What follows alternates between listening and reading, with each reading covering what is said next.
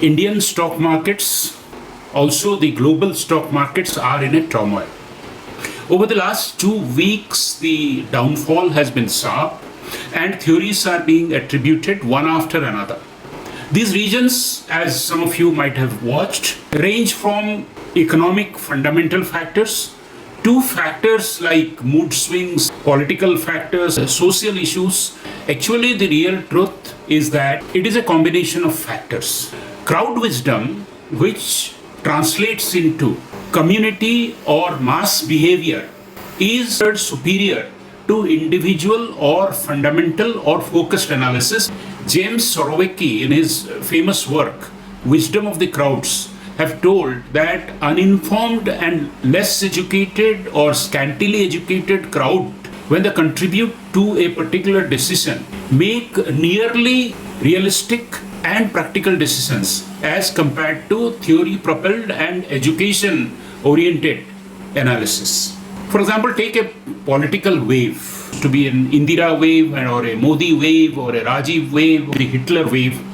All these were small amount of impetus that got converted into a mass movement. The current downswing of the market is also an aggregation of many factors. The company's ingredients of value creation, how they get impacted by other factors, that will determine investors' mood. When we are talking of the current scenario, this is a combination of many things coming together. Whether you are feeling pessimistic about the current scenario or you are seeing this particular behavior of the market as an investing opportunity because stocks are getting nearer to their real actual worth. So we must understand which of these factors are likely to get corrected in the days to come. The first one is the escalating geopolitical tensions. We know that a war is raging between Ukraine and Russia. There are larger geopolitical issues like NATO inviting new members. Somewhere else, China is trying to peddle its own influence. Russia is trying to get back economic, political, and social influence. Countries like India ignoring calls of so-called liberalism to secure its own energy and food security. And with these uncertainties, companies' fundamentals are likely to be impacted. We all thought that the coronavirus is behind us, but latest news from China shows that there are extended widespreading lockdown due to Omicron again raising its head.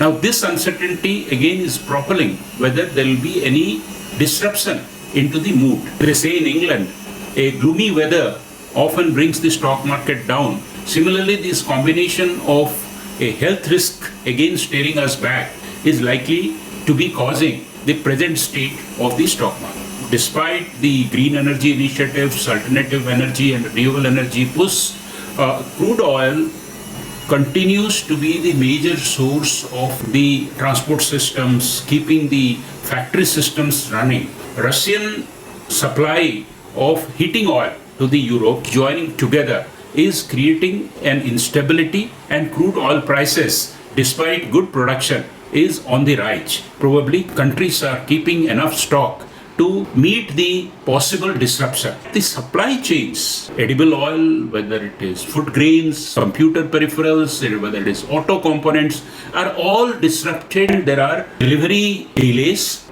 reports of people stocking up, which ordinarily they wouldn't have done. The stock markets are seeing a negative sentiment. Like in a herd, there is a herd mentality in stock markets also.